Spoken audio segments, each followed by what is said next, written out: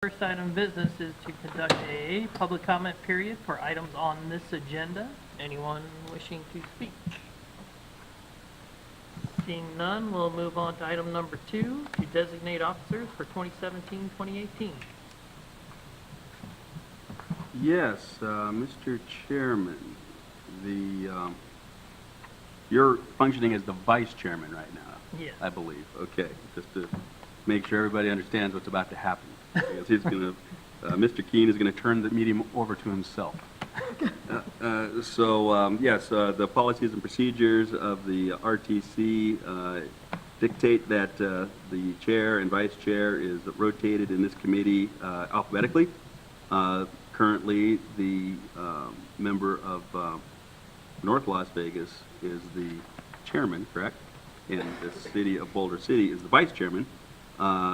We would recommend that the new chairman be the member from Boulder City, and the new vice chair would be the member from Clark County, per the policies and procedures. That is staff's recommendation. Motion? Motion to all that staff recommendation. As JP read.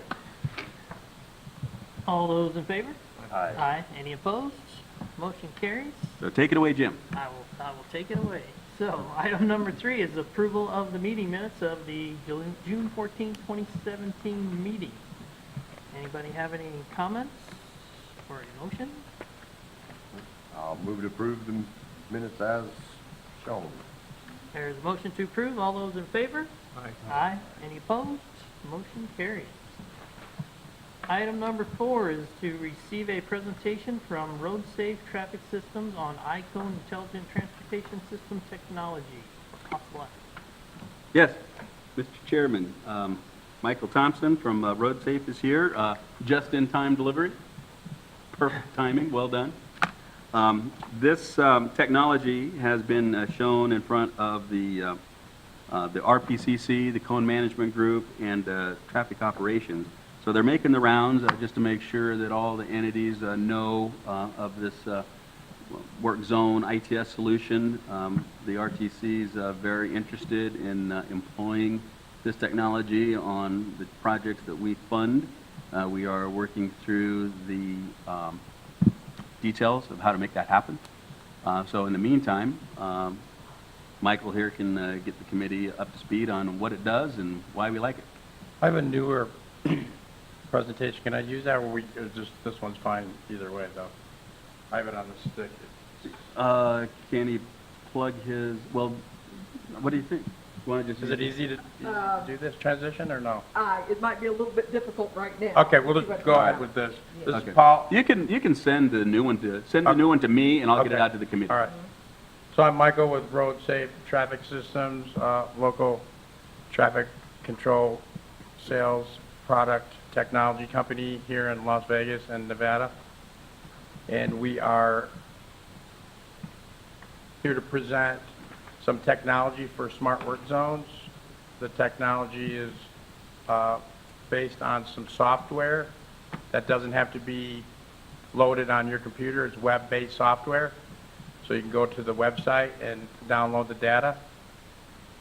It's in conjunction with some hardware that's put out, some sensors and some message boards that can tell you what's going on out in the work zone. So go to the next slide. Oh, I think you have to click it. Oh, do I? I'm sorry. No worries. There you go. Things are, Sorry. the costs are just up there just to show you.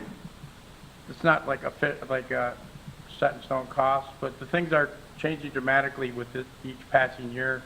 You can set costs for smart work zones in 2007 for a month, 50 grand a month. You know, they've came down drastically. Planning, it would take approximately 2 months to plan how you're going to come up with this smart work zone. Here with the iCone and the other technology that we have, you can come up with a plan in a couple days, and then deployment, a couple weeks to get the devices set out. Now we can do this in hours. So the devices the icon devices are very portable. You put them out in the lane closures, you hit a switch, and you start getting your information. And that's sending the information back to the website, which you can download in real time. So it can provide speeds, travel times, and just letting people know that the work zone is active. It comes in disguised as a barrel. All that technology, that hardware is inside that barrel. So that thing is strategically placed in the work zone. You don't want to use it as a channelizing device, so to speak, where it's going to get hit. So we have designed that to disguise it for vandalism, theft. So we put that somewhere either in advance of the work zone, in conjunction in the work zone. So it looks like a barrel. All the data collection is in that barrel. Any questions? So it's easy to set up, as we said. It can be moved around. It's very mobile. It's not on a trailer where you got to have trucks. You can throw this. You can put these devices on a back of a pickup or a truck, and you can move those things around. If Lance says, "Hey, I want to monitor traffic on Warm Springs and Gibson," then he says, "Oh no, the contractor's not working. They didn't get their notice to proceed. We need to move these over to Sunset and Marks." So those things can be picked up and moved around either by the contractor, by the subcontractor, or by the entity. So wherever you put those out, they'll start collecting data, like we said, via satellite. And we use a satellite service because there's certain spots where cell service is not available. So you're going to get true connections with the satellite connection. The reports to come back. So you got your speed data reports, just like any traffic counting or classifying software that you guys use or NDOT uses. Can tell you travel times, speeds, and classifications. Again, no special software or programming. Once you put the barrel out there, you turn it on, you don't need to program it. It sends a signal to the web, and it collects all the data and disseminates it. Here's just a typical type 1 deployment and NDOT. NDOT has a type of smart work zone description that I've emailed JP. Yes, thank you. Is anybody here from NDOT? Yes. I am. So you guys have a smart work zone deployment description. I don't know if you've seen it or not. I'm not familiar with it. We can get that to you. Just contact JP after the meeting. So it just consists of the number of devices and then message boards that can tell you what's going on. So we can do anything with these sensors. And we can send messages back to the message board to tell you there's a stop traffic in the queue and maybe use an alternative route. But also the devices don't have to be in conjunction with a message board. It can just be collecting data for you guys and let you know the work zone's active. So a typical one is tell you there's 4 icons out and a message board that can tell you real-time traffic stopped or slowed. Does anybody need that information in their work zones? Yeah. It'd be nice to know. So here's a project we have in Colorado. Currently, there's 4 of the sensors upstream of the work zone. Which one is the laser? There you go. So the work zone is right here where these 2 highways come in. They're building a new interchange right there. So you got your sensors, that's the queue detection, and then there's the message board up on top. So you're coming southbound, and that's telling you what's going on upstream of the project. That's just how CDOT decided to design this smart work zone. Again, you can put the sensors out in any configuration that you want. So each cone has a radar that's measuring speed of the traffic going by it. So if the cone up by the 76 is registering 70 miles an hour and the cone down by the 44 is registering stop, the system will send a signal to that sign that says, caution, traffic stop 3 miles ahead, or whatever the deal is. Correct. Because it knows where the queue comes to an Knows end where- based on the speeds Based on measured the- at the cones. Yes, sir. Okay. So that's a typical freeway kind of, Typical freeway application. yeah, okay. But anything you can imagine, we can set out the devices. Yeah, because we're That you obviously want. looking at them, from on the arterials, where, presence, is the work zone active is really the more critical question. Although, it would be nice to know if we've got a standing queue out there, a mile long because of some reason. It would also be nice to know to be able to measure speeds through the work zones so we can just start to really understand how impactful work zones really are. Everybody hates them, but are they really causing a true significant delay? Obviously, some do, but I think a lot don't. And this kind of system would allow us to try to differentiate those two things. So different applications, freeways to arterials. Yeah, and arterials, whether it be, higher volume arterials, even by schools. You can put these things out for school zones and see what's going Yeah, on. and the high-speed arterials, you're right. I mean, we've got arterials that operate at freeway speeds in some instances. So yeah, that's absolutely true. So this is kind of busy here, but this tells you speeds, high speeds, low speeds, and what times they were. So it gives you all different reporting data that you can collect. Again, there's more data. That was a graph before. This was a graph. This is just bin data.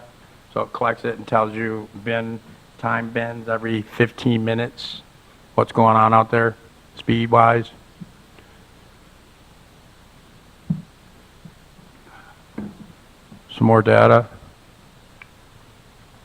So this is a work zone that we had last year. Just letting you know, we had sensors and it was talking to message boards. Stop traffic 5 miles ahead. So then people can get off. This is an application in Illinois that we had. People can get off and use alternative routes. So some of the ideas, again, we talked about either the contractor, the GC can move the devices around, the subcontractor traffic control company can, the entity can. It's whatever we need. Hey, those last 2 bullet points on the left there, scheduling is tied to the workers and locations are tied to the project. Could you explain that a little bit? What do you mean by that? So scheduling is just scheduling on the job. So if we know there is an active work zone and let's say there's a look-ahead plan in effect, so this actually confirm that we're out there working. So it's just saying that there is, if we were scheduled to work on Sunset and Marks starting on August 8th, it would actually tell you that there is a contractor out there without having to physically go out there and look. Same thing with locations, and that location is active. Because the work zone, these things not only tell you that they're on, but you can also see where they're at on the map. It shows you on the map, yep. So, okay, Yes, sir. I get it. So, yeah, the location. So again, if Lance doesn't know where, let's say, one of the traffic guys put them out, he can go on the map and go, okay, we put these out at Lake Las Vegas and there's, the traffic's moving okay out there. So how do we know it's an active work zone? The fact that they turn it on? I mean, you don't know if they put it out there and they all leave for the day. I mean, that happened on Sunset Marks the other day. Traffic control up, nobody working. So how am I knowing that it's an active work zone or not? Well, you should be able to tell by the speeds and the volume. Okay, but Mainly it's the you're speeds. just saying it's set up, but not that It's not set up. actually Right, working yeah. or not working. It is The work zone set up in the places Yeah. you expect. Normally, if there's The work three zone is working, lanes, not the That people. That hardly ever means that somebody's actually working. Right. we can put a apologize. camera on the thing. We apologize. There was some concrete drying out there, Lance. That's probably why the setup was There's a whole going on out different there. reason. Sorry, you're We all can right. talk afterwards. Sorry about that, sir. Just a PTZ camera on it, and we'll just. There you go. just Yeah, it can zoom be around. tied in with anything. It's just technology that's out there. So again, it's the work zone detectors. The icon is the detector, the message board, navigation devices. They're coming out with many different types of devices out there, Waze on your phone.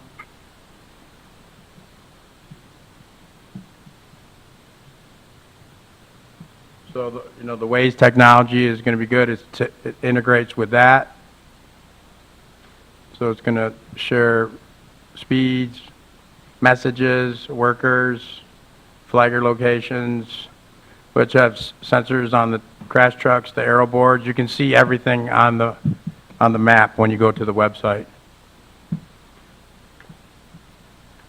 So as we keep moving with all the technology, as you see the bottom right, there's a flagger down there. So we saw the map with the icons and the message boards on there, the satellite map. We have a switch that goes on that flagger paddle that tells you there's a flagger there. So it's going to show actually on the map. Let's say there's a flagger out in front of Sunset Station on Sunset, and you turn a switch on there.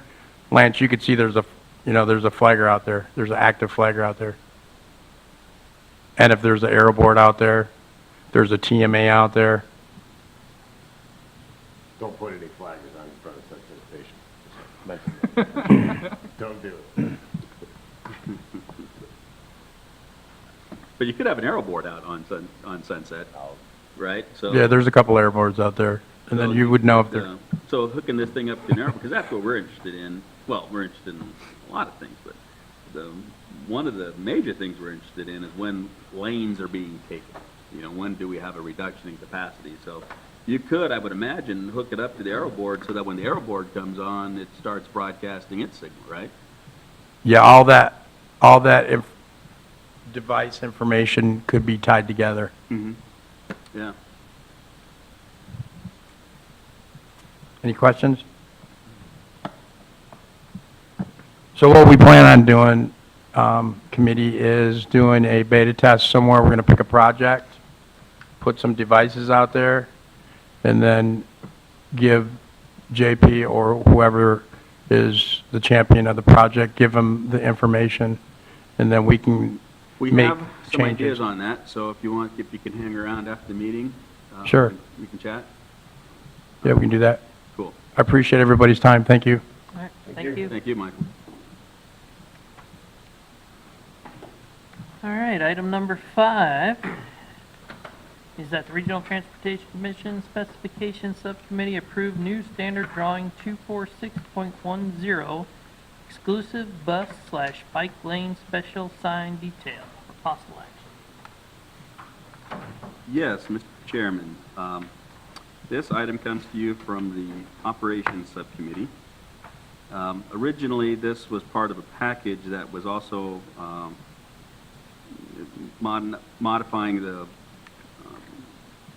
bus lanes, the striping detail, and the two were shown in conjunction, the striping detail and the sign itself, kind of on placement relative to the intersection. The Ops Committee felt that the drawing that showed the sign with the striping was confusing because the striping really didn't have any detail to it, and they recognized that the striping details are separate and distinct things, so they directed us to go back to the drawing board and come back with specific drawings to address the layout of the shared bus bike lane.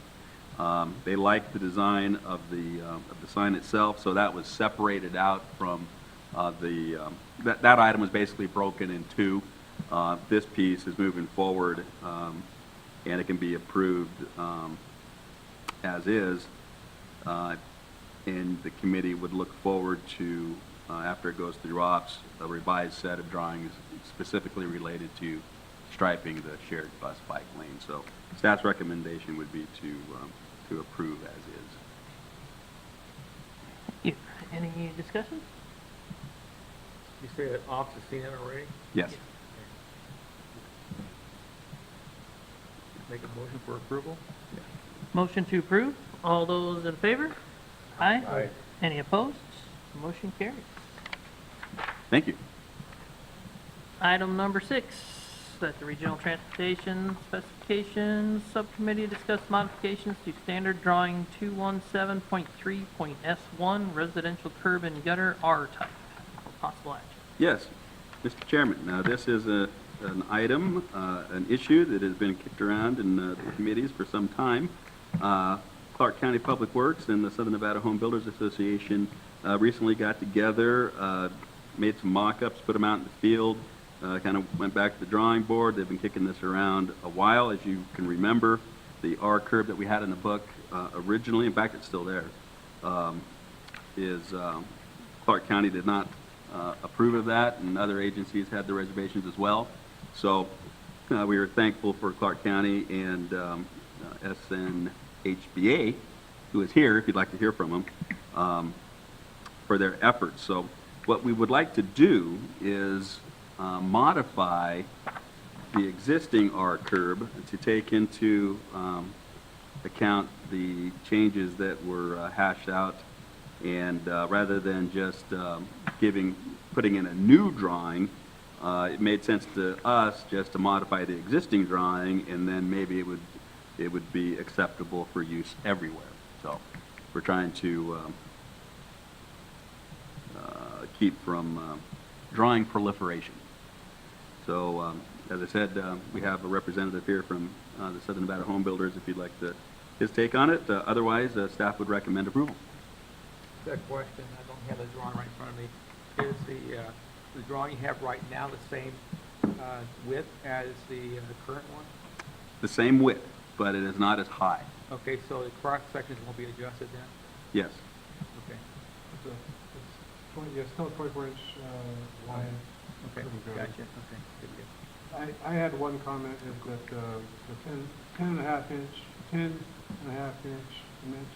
is actually, you add up 7 and a half, and minus the 1, so 6 and a half, and 4 and a half, is 11, not 10 and a half.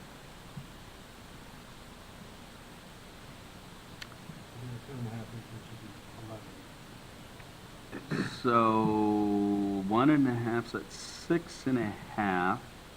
But, If those 2 liters are the, Yeah. if that 1 inch difference is really from 7 and a half, you know, there might be there's nothing guaranteed those 2 liters. Yeah, the lip of gutter and the top of the flow line might not be The same. the same.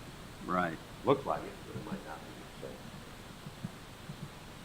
So I think the key, same. Sure lines up though. So I'm with you. It might be yeah, right here, right there. I was thinking that's what it was lined up. It lines Might- up, might JP. line I up. mean, it looks like graphically it's that way. do we have a not to scale on here anywhere? Can we verify that with, Yeah, we could. Do you know, Richard or Matt? As far as the that dimension? Okay, that's fine. So, I'm just looking at it, because the home builders were kind enough to get a consultant engineer to do some drafting. There's a different version of it. So, if you take 4 and a half and you minus 1 inch and you add 7 and a half, you end up with 11, right? What we're, Right, but what Lance is saying is that the leader at the top of the 7.5 might not line up with the top of the flow line, that 1 inch. So I think the point is that if you make if it's 10.5, those are the critical dimensions, the ones that are labeled. So if you make it 10.5 at the back, 7.5 at the front, and a 1 inch flow line, the thing will be made correctly. And I think what's going to happen is that the lip of gutter is going to end up being a ½ inch above the top of the flow line. Right? Which I think is okay. it's not very deep, not conveying a whole lot of water. No, and that was my next comment, was just, and I'm not saying I'm opposed to it, but I just wanted to bring up that it is a reduction, and It is. I know we didn't, I don't think anybody really liked the other one, so that's fine. And it's more like a roll curve. Graphically, well, there's 2 things. when it goes from the 6-inch curb height to the 4.5-inch, did a quick, Peter Jackson did a quick, Q on it, and, basically, with the 1% street slope, the previous one had 45 CFS from, to the back of sidewalk, but this one would have 27 CFS back of sidewalk, with quite a bit of a reduction, just for nominal flow, just the conveyance of the street.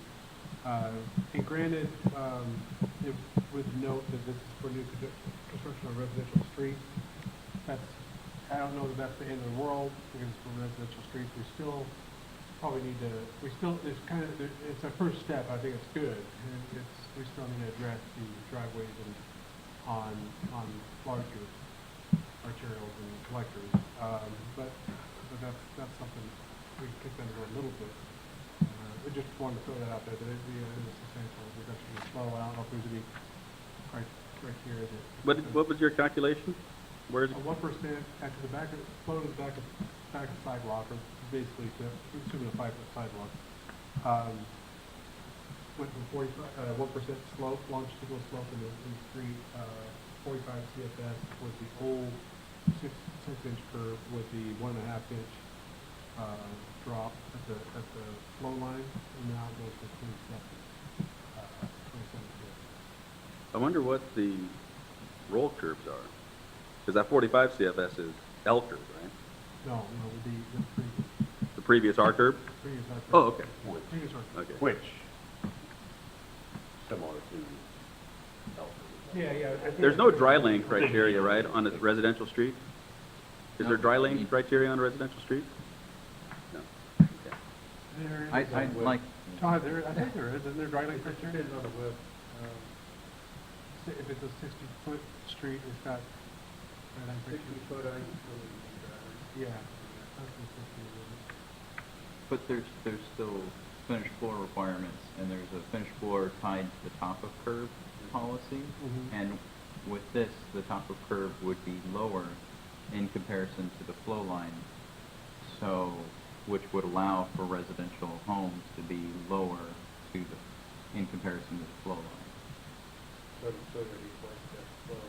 Yeah, okay. Yeah. So you've got a flow criteria, and then the county criteria is the 18 inches, I believe. I don't know if city's got that flow criteria or not, 18 inches up top curve for finished floors, or do they I want- solely on the depth of flow? No, I think we had a 18-inch. I think there's also that too. I don't know the code off the I top. don't think every density does that, so. I don't know if it's 18 or a foot or. But what you were saying, Richard, I didn't follow that logic, but. I think you bring up a very good point. Oh, well, that's great logic. So if the home builders, the home would be at a lower elevation in comparison, but they would still have to meet twice the depth of flow. Right. So I just wanted to make sure that the 18-inch policy got brought up, because at least the county does 18-inch flow at top of curb or center line, whichever is higher, I believe.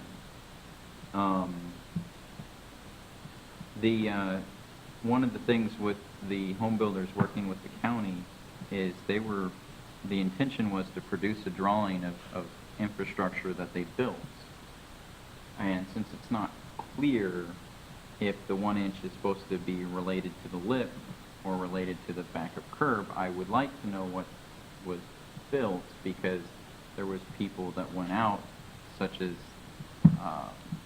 some of the management team at Clark County. Joe and Eric. And did you actually go out there? Because I didn't have the opportunity But to go out. honestly, Richard, I don't know if this design is what was built. That's what I was gonna ask, has this been built anywhere? Yeah, do you know, Matt? Can we go drive it? I went out and checked out one that was from the county. Previous design before it was leased back at part-time construction. So I believe the flow line was a little bit higher than the current mock-up we have before you today. Okay, so what was built, what we looked at in the field had, was, what we saw in, what we saw in the field, how does that relate to this drawing? It's exactly the same, with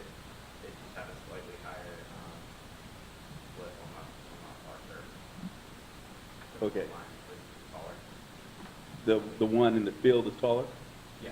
Can you point to something that shows what you mean by lift? You could bring the Can we get this up actual on the screen? drawing up on the computer, that would be helpful. Yeah. Another Because question. I don't know if we're using the same language when we're saying lift. The one, it's, the 1.5 went to 1, it's bubbled on the drawing. Is that what Where you're the talking flow about? line is on the curve. So that, originally what you built was a half inch, and now it's got changed to an inch. That's what he's saying. Is that right? They were supposed to be like 1.25, and now it's 1.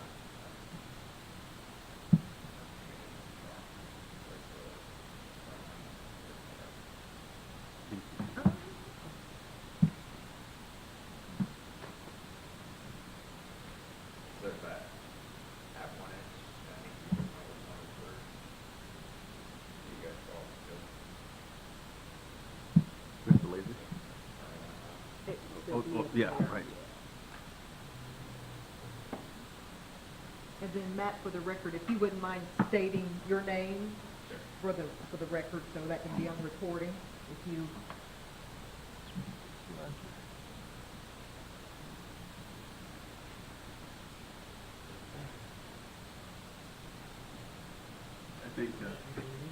I think by default, the chair recognized you, so. All right, so laser. Put it down right there. Okay, so I guess the first question is, does that leader match that leader? And I think the answer is no. That's not the intention. The critical dimensions are that, and that, which would lead then to that point being slightly higher than that point, right? The difference between lift and flow line is actually a half. Would that require you to update your calculations, Jeremy? Possibly, because I don't know what he put in, which way. We'll make it, we'll add 1 CFS, close enough. Yeah, and that now, just, I think my point is just that we know that, I think it might have some other implications if we know this is going to reduce your total carrying capacity, so that, you know, like you said, the 18 inches above the back curve may not be adequate, or it's just something else to realize if you use it. I don't think it's the end of the world, but it's definitely less capacity. So Matt's point, I think, is what was built in the field is that dimension right there was 1.25 inches. I believe so. She's verifying that. Oh, okay. She's verifying that with the engineer. Okay. Currently, and we'll get that answer to you shortly. Okay, because they, and I believe this dimension was higher as well. I'm not 100% sure. But anyway, I mean, Clark County is the one that requested the changes. Right. I figured they have to mention it down at this point. right. Who at Clark County suggested that change? The four, not Walker for the record, the four Clark County employees who came out, including Eric Denman, and then requested the change and then held it up for 6 months to execute that. And then we met with you guys and approved it. You don't have the name? Yeah, Eric Denman and Joe Yachtman. So, Henderson is, we were pushing the 30-inch modified roll curve, Inspirato's been doing it, everything in Henderson's been going that way, our curve is not allowed in Henderson, period. So this stuff, I haven't actually seen this in the field, and in order for me to make an opinion, I sure would like to go out and check that out. I agree with And I think that's Century Homes is who built that out in the southwest, right? Yeah. I remember this from 9 months ago when we were talking about it, and so I'm with you. The biggest concern, and Henderson's addressed it with the 30-inch roll curve, is your fire. So you have another foot of dedication. Is everybody aware, and have they dealt with that with their fire departments? And what is City of Las Vegas doing, and what is Clark County doing? Because we're not going to require the extra. We consider it still back of curb to back of curb, but the other entities, from what I understand, the fire departments are saying, well, if your flow line's out at 12 inches now instead of 6 inches, then you got to give me another foot of road. So I think it's something that needs to be addressed when we approve this, so everybody knows what's, you know, what we're doing. And this, Matt Walker for the record, and we did bring that up, and I think we decided to put the actual street sections before the operations committee, so that we didn't get into too many unrelated issues. Yeah. But the Clark County fire will measure from flow line to flow line, so in order to get 36 feet of drivable surface, you'll build a 38-foot You have to have a wider road. street section. See, in And that's Henderson's reflected not. in this street section that'll be before the Okay. committee. right, exactly, and that, I should have explained that sooner. Originally, this came as a package where the R curve and the street sections were together. However, the street sections, there are other issues associated with the street sections that I believe have to be addressed separately, i.e. sidewalk widths. They still show the possibility of sidewalks on one side of the street. Some agencies are allowing that, other agencies aren't. So I didn't want the street sections to bog down, the discussion on the street sections to bog down the discussion on the curb. So the idea to separate those two things was 100% mine. Let's see if we can get the curb through. And again, this is just another tool in the toolbox. There's nothing prescriptive about an agency using one or the other. This is the modified roll curb that's been approved, and I believe it's approved for Clark County's use too. Let's see if I'm recollecting Yes, correctly. Yeah.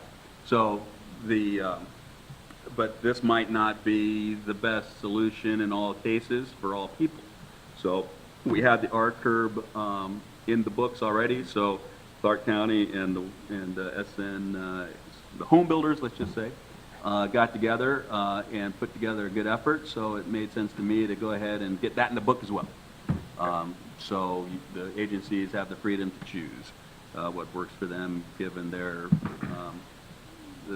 fire department's appetite for the street sections, which is completely relative. It's related, but I don't think it necessarily has to tie our hands on the approval of this curb design. And what we've seen is that being used, and everybody worried that it's being used in the wrong street section is what's been happening. So Right. people are freaking out, depending if they're, you know, D.R. Horton specifically, we've been talking, like, are you sure Henderson's gonna allow me to put that in a, you know, street width, I don't, you know, whatever width, or do I gotta add a foot to it? So, So is having this drawing in the book now confusing without the new? it would be the street sections, I think so, yeah, I mean, I'm getting a call still as of last week, and we've been doing this for 9 months, that no, our curve, only 30-inch roll curve, and we go back to back, because our fire department says, it doesn't matter where the flow line is, the car can still park up on that roll, on the 30-inch roll. You used to go that direction because the R curve that was in there before was basically the same kind of aesthetic of the flow line now. And it didn't seem to go down. We're probably fine, it doesn't matter to us, he's calling us freaking out that the engineers are using this and not lighting the road up. So those sections are what dictates whether they can use this on a 36-foot wide road, or it has to be 37, or, you know, whatever that is. But that's gonna, I mean, that is dependent upon the agencies. It is, that's what I'm saying, we're all different, and so it's causing some confusion, so. Well, even the county and the home builders, as I got the impression that they didn't want to do the transition at every driveway. So we've got a detail that says they're transitioning this at every driveway. Where does it say that? Oh, don't do that. They're not doing that. Well, and That shouldn't be So there's allowed. this that was standard. gonna be my question. Is this being used everywhere, or is this just being used at the driveway? No, this is being used everywhere. They started to do that on I noticed you on took a that flat street, and off the five out. one of the first ones had an R curve, and they would do normal L curve and transition to an R curve. And everywhere it transitioned down on a flat street, you were all your sediments deposited, because you're shoving that flow line out 6 inches uphill. So related to this, there's currently a standard drawing 223, and I think it would be productive if we remove standard drawing 223 from the blue book.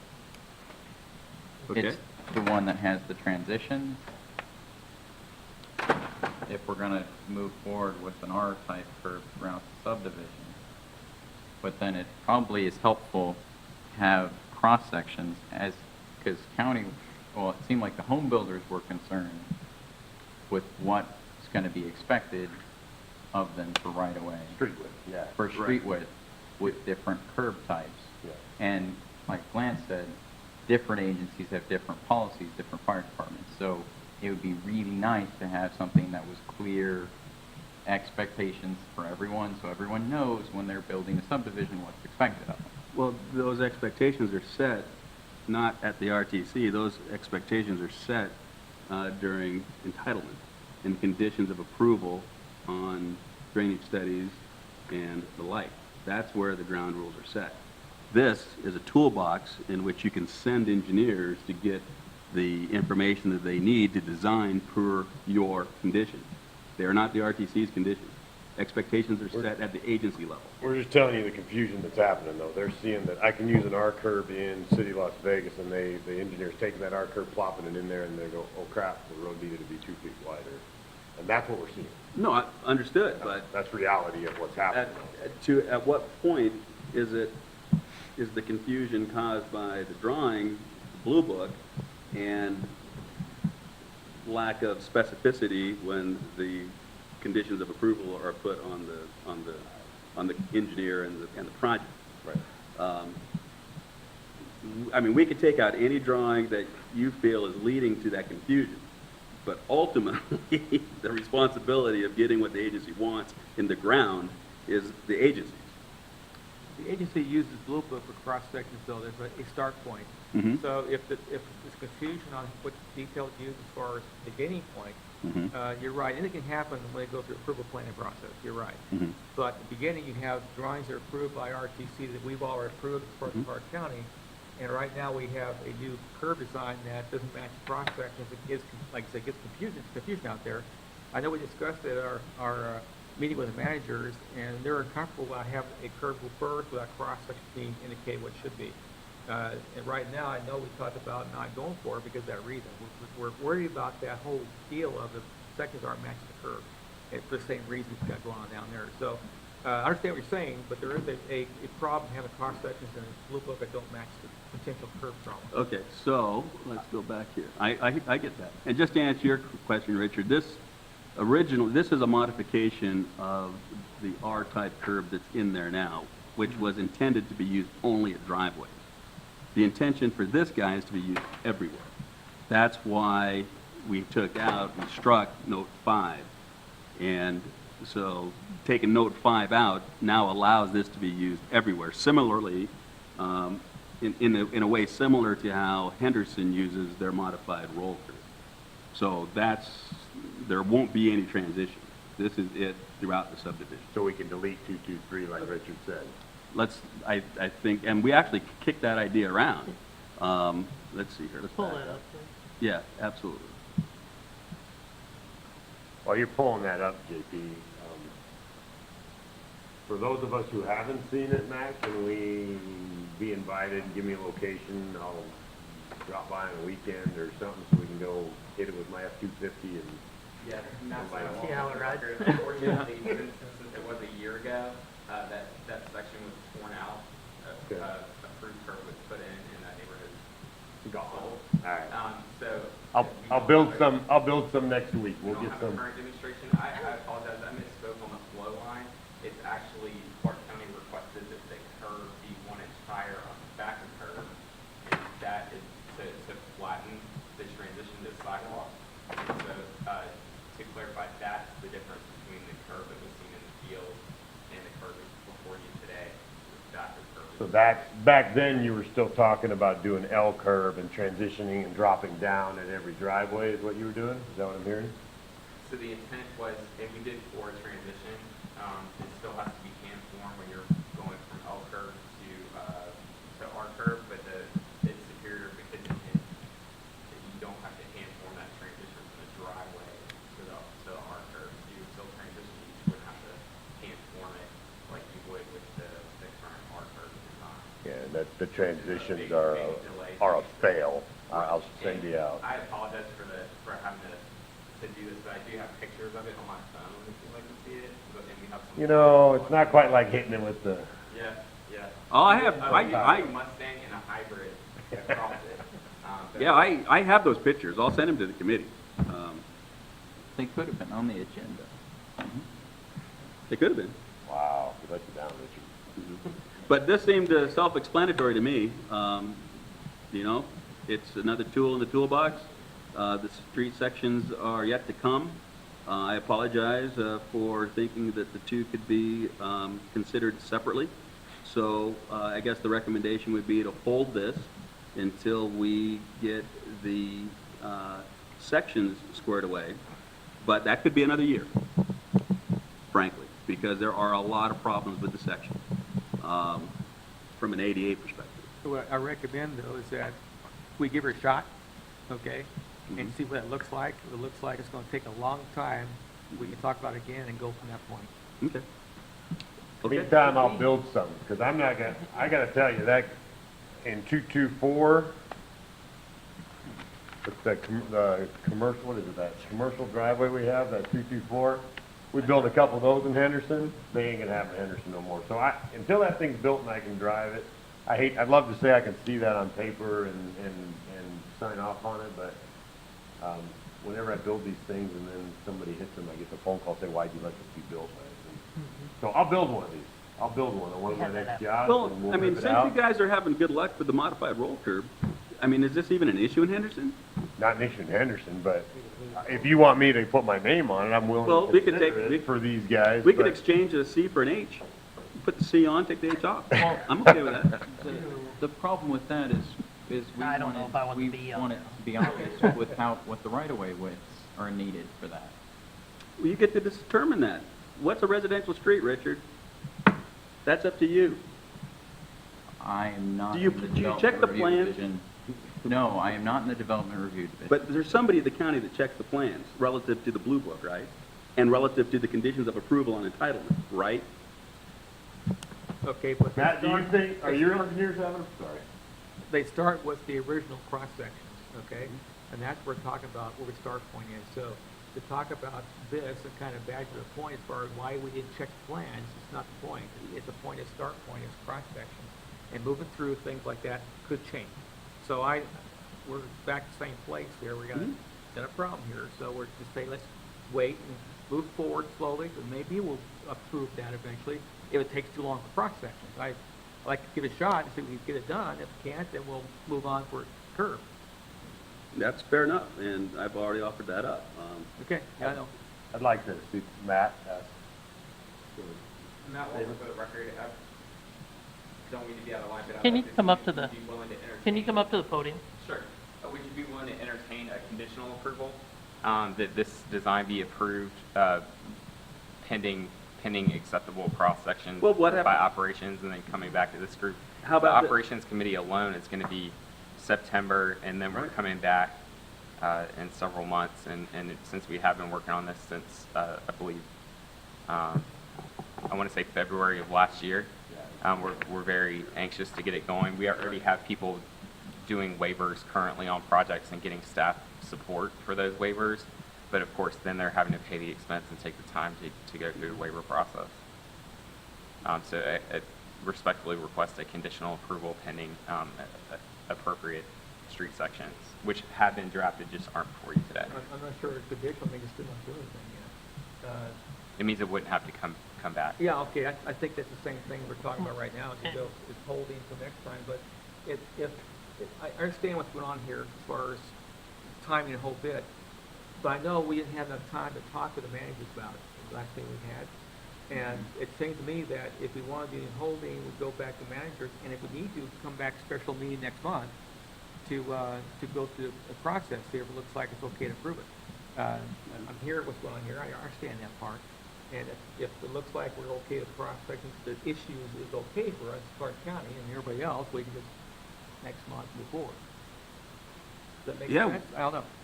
We could certainly call a special meeting. That is an option for sure.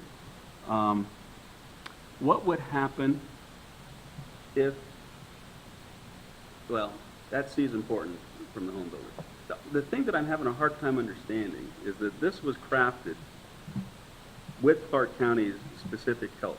This background was drafted and confirmed, checked by the county engineer, Joe Yatsen. Now, And he was there at that meeting. and so this background was 100% approved by the county. The drawing went through the county's process. It's been going on for months. Now we're at the verge of approving it, and the county has the objection. So- That's what I'm not understanding. No. So backpedal a bit. So I think some county representatives went out to see the one in the field, Mhm. and I think you might have went out too. I Did you did. go see it? I did. Okay. And for the So- record, I sent, an invitation went out to this committee and ops to go see it. And I sent an email asking for a day to go out, and I never got an email back. Mhm. So it was my limited understanding that some of the managers that went out to see it made requests of the the home builders. Which were done. This is the result.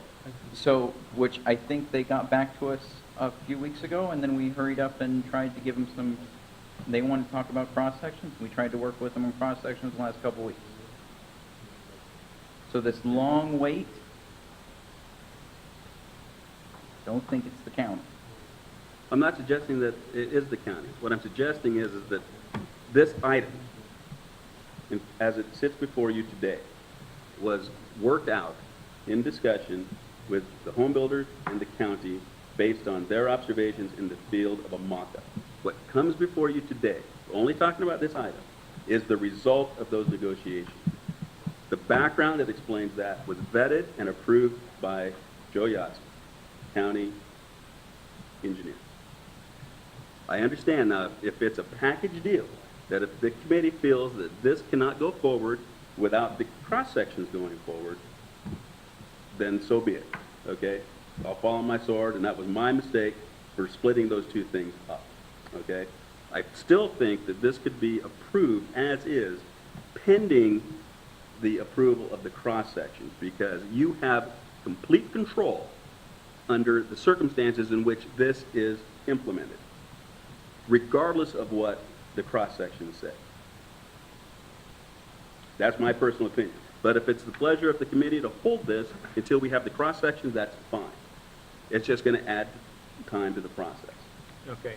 I know that at that meeting, we had a manager meeting, is that they wanted the cross sections tied to the curb. That we talked about, and was from traffic and also from, I think Joe's the same thing. So I think we're saying here, the time it took for the negotiating with the cross section part, and this meeting was close. Mhm. It's not, I understand you're saying, I wasn't involved, I don't have any idea what this all background is. And because of that meeting we had last Wednesday, yesterday, remember what, Monday, I guess it was, I don't know what, I can't remember now when it was, last week, is that they were uncomfortable having the curb without the cross section. And so me, as representing them, I'm having to come forward and say, well, they're uncomfortable, they want to hold until something happens here. And my recommendation on top of that would be, well, why don't we hold and then look, see how long it's going to take for cross-section, and then it's going to take a long time, go back to these guys, hey, we got to get the curb here going, how about we just get, like you're saying, pending cross-section and go on from there. Seems to me there's a time lag between it all being done and then the very last step here when the cross-section came up for whatever reason. So, Well, yeah, the cross-sections came up, at the 11th hour. It's a reasonable thing. Obviously, the curbs, how the cross-section is measured, how the cross-section, the width of the cross-section, all matter. But, this is a standalone thing. This note, number 6, was added at Joe Yatsen's request. He felt it was good to go. okay, But he's not a member of the committee. Can there be a note added that says, I'm brainstorming here, right-of-way widths will be increased or will be required to be increased depending on the jurisdiction, something to that effect, so that they are aware that, Well, will that flag it enough for, For you and me in Boulder City, it's already happened with this detail, and with that, with the revised detail, that makes it better. If we want to add the note that, to highlight that, it's not, I think it's okay, it's just, we really don't have the LD, but I think it's okay to highlight that and say, so that they, especially when there's something new, and it's not gonna follow the normal really foresaw, when it pushes through. Well, and to be honest, Boulder City's not gonna build any of these, so take us off. Yeah, That's fine. we're not gonna use it at all. You're We're gonna, figure something else out. We don't know what yet, but Okay. And I don't think Henderson. we don't like it at all. I can tell you Okay. that. Any- so you're just gonna use the modified roll curve? I don't know that we're even gonna use that. We love, You might just do L curve and driveways, Yeah. Mhm. just like old fashioned. Yep. Okay. Our No problem with that. recommendation to every new development that may come into Boulder City is detach the sidewalk and put it in a dustpan. Well, yeah, if you Yeah. detach the sidewalk, problem solved. Exactly. Okay, I'd recommend. Okay, I'm ready. That we would go ahead and hold it till next month's special meeting, so we can get our act together here in Clark County, okay? Come back here with the proper direction of what we want to do here.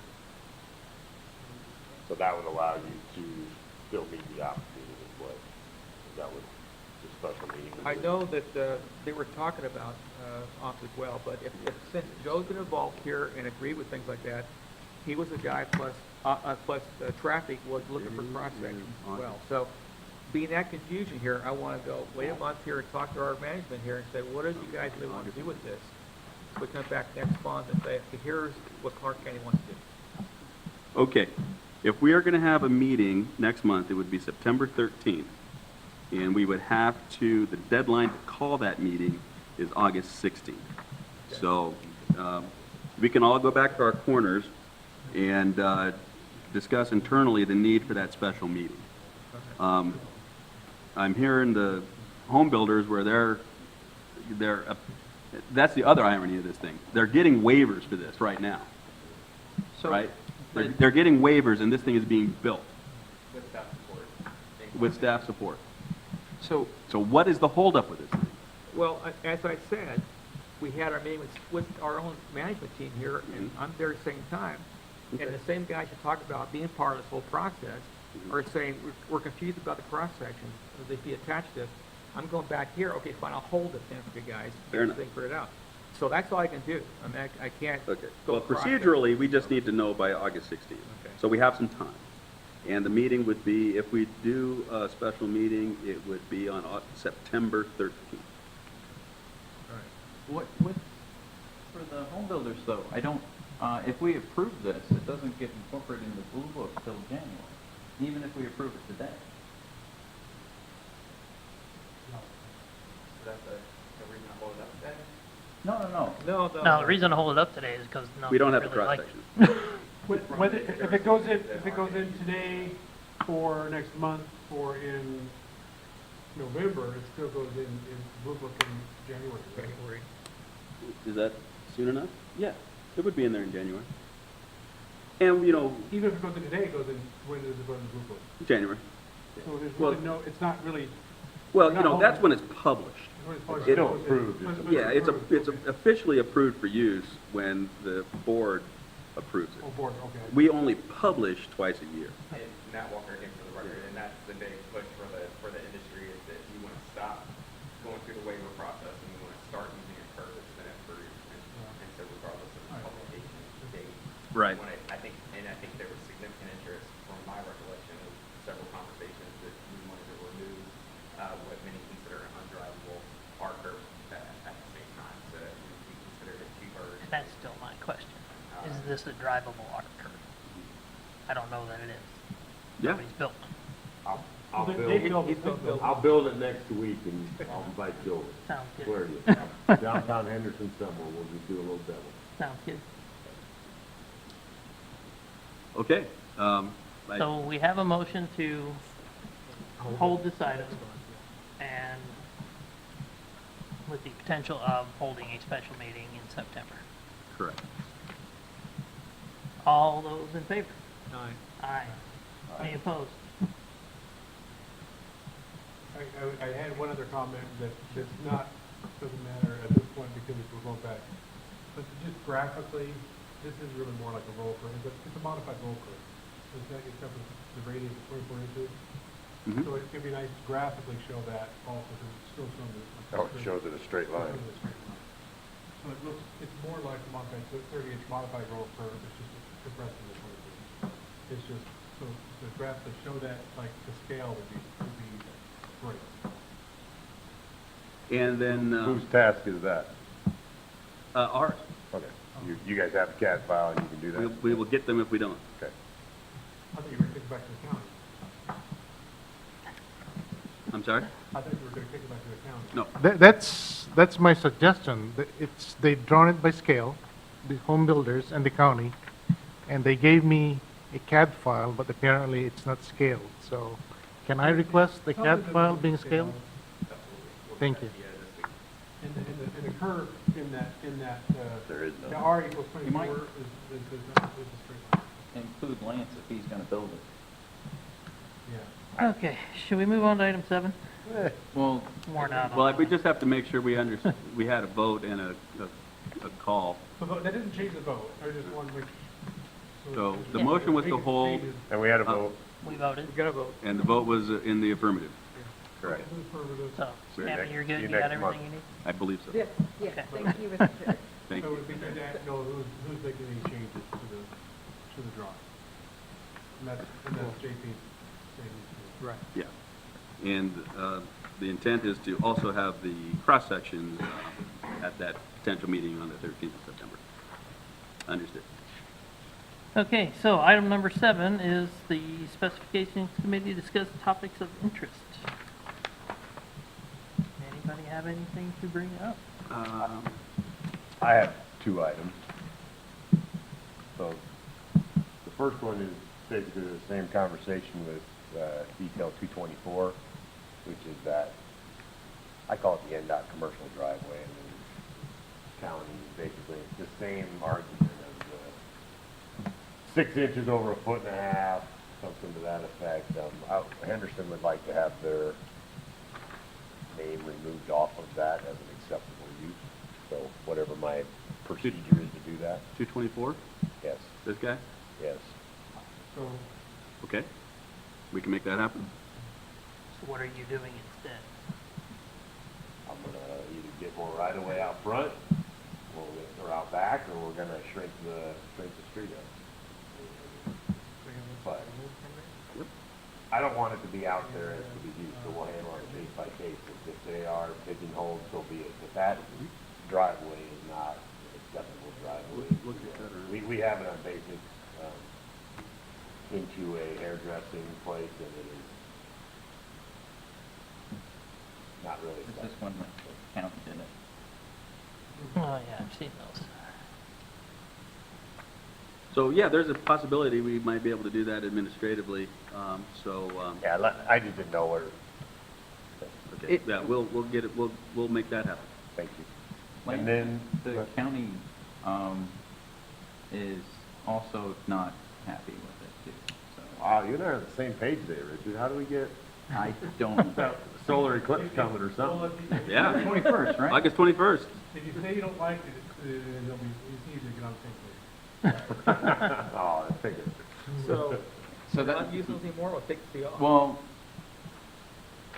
I would like to put this in front of the managers and get direction. Okay. So if it's on an agenda to remove it, that's easier to get it in front of the managers, right? Would you have to be the agenda though? for that? The thought that I had for it, and I'll be the first to say, both these driveways were not, I'll say, all spearheaded the effort, because they're currently not meeting, or they're not meeting ADA. Right. And so, through knowing that we threw something out there called, got some details together, and we put this one in, we put the other one in, and I can't say I like them, they're not great. But we have to, the idea last time we talked about it, it seems like there was like, okay, we're gonna come up with an alternative, well, like, with a change. We have to be able to have something in the toolbox for people to use that meets ADA.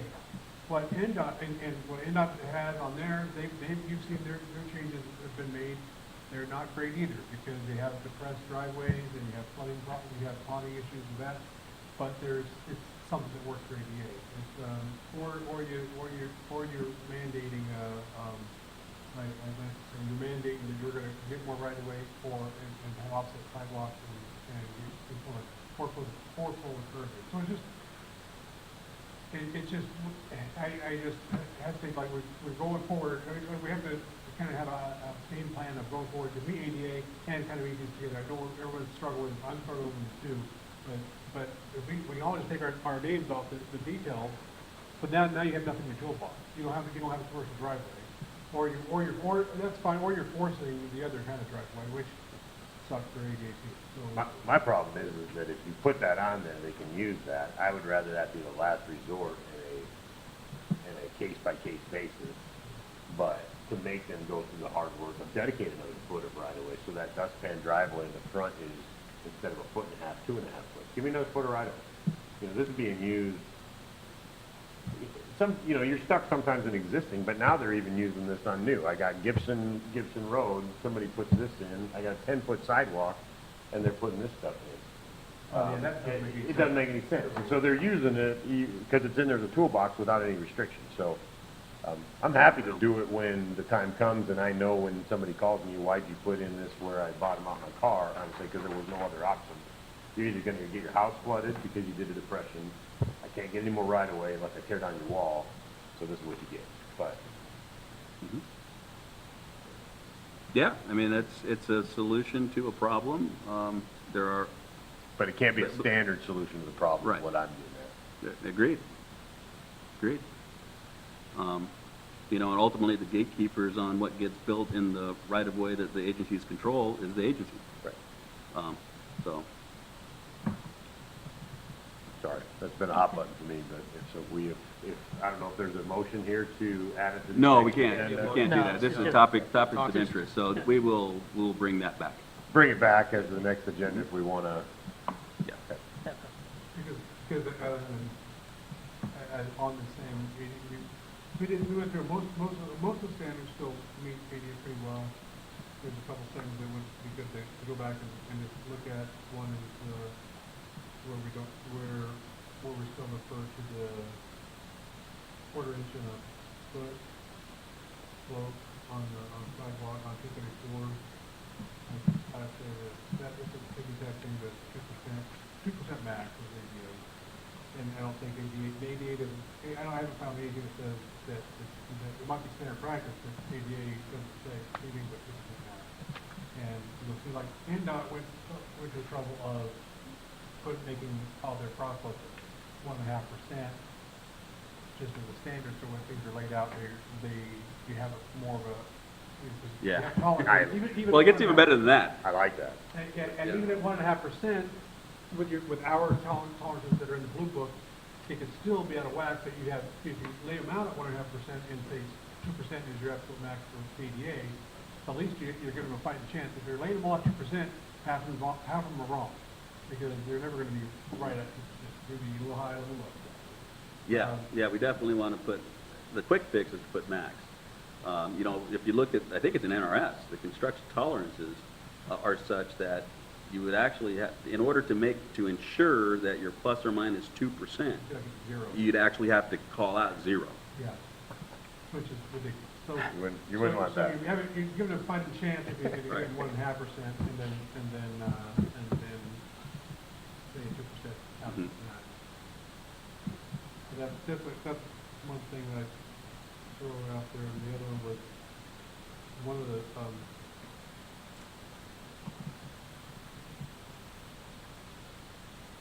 the 235, basically there's a couple other ones, I don't know if I need to bring up everyone, but like Boston Place. That's all right. I mean, you can send me the list, Jeremy, and we can Yeah. chat and come forward. I got one. Sure. My other item was pavement. Dunning will tap into him here, but I got a call from the county, I bet it's a month ago at least now, about is there an appetite amongst all entities to go from and require PG oil versus AC 30? I don't know So- about everybody else, I know we're gonna we had PG in our book so far, and the home builder didn't like the idea. But now they're going to make sure developer side to have PG everywhere. So that comes from development services side. But the appetite for Clark County is 100% across the board. So the conversation came up, is there appetite across the valley-wide, so that, because the argument always is that PG oil is more expensive. And is it really more expensive, or isn't it, or is it more expensive because of the availability? If we all went towards PG oil, would the cost basically be the same as AC30, and we would get whatever the perceived benefits are of PG, and I'm not an expert on it, but. Yeah, okay, the cost difference back when we first tried to get this on was about $25 a ton, and right now it's about 10 or less.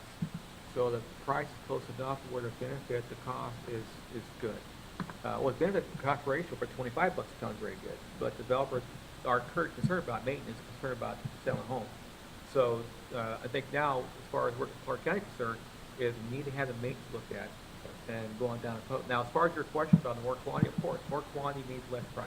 Well, a lot of it has to do, when I ask my contractor PG oil, he's worried about it because of availability, because they don't, their cells are mostly stored with AC30, so he's like, I just gotta plan ahead more if I Right. need PG oil. Right, So, sure.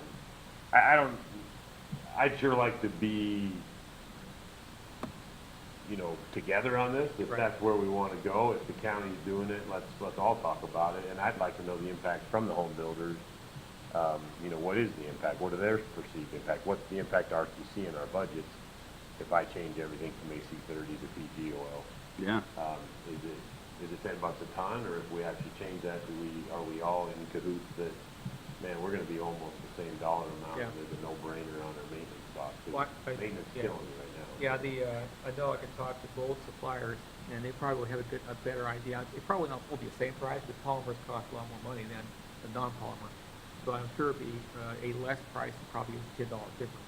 But one thought, tankage, for one thing, is a good idea, because it requires more tankage, well, same tankage, be different oil. Different oil, right? Yeah, right, If we're switching, so. right. Got a guest speaker or something on that, Dave? How would we go Sure. about facilitating that discussion? Yes, We can, who's the local expert? Michael. Okay, Mike, so at our special meeting on the 13th, can you, I can do that, no Yeah. problem. I mean, is there somebody from is there an oil vendor or something come and? yeah, we probably need to hear We've from got- industry. We've got Ergon Ryan to do that. We've got, Ryan Proctor is a good guy. He's a more technical side. He can do a presentation on that, and in conjunction with myself, I'm sure he's got all the same PowerPoints I've got. I'll talk to Ryan Proctor. He's good with Ergon oil. Yeah, Okay. probably should get industry in here. Hear I from can get them. both sides. I get both Alon and also Ergon. There's a guy Alon's in Phoenix, Oregon, up in someplace in California, a guy down near Reno, Well- Curtin City. So I can get either one or both down here, and they both talk about their products, because they probably want to represent their both products. Both of them are excellent technical people, and they will Okay. take care of that, sure. Okay, so Michael to round up industry experts. And we would, because of our agenda schedules are so tight, if we do indeed have that meeting on the September 13th, I think we should limit it just to the R curve cross-section Oh, yeah. element. Right, I agree too, Just yeah. so we can keep Yeah. the agenda to Oh, yeah. smallest Put the size time possible. For the time frame, get everybody lined up for it. Right. One guy's a fly down. And since we're talking about asphalt and such things, we still have on our books an item to discuss options for revising section 401.03.12, acceptance, sampling, and testing of bituminous mixture, to update methodology for the calculation of lost asset value. Yeah. And that was last left between Mr. Davy, Mr. Dunning, and myself.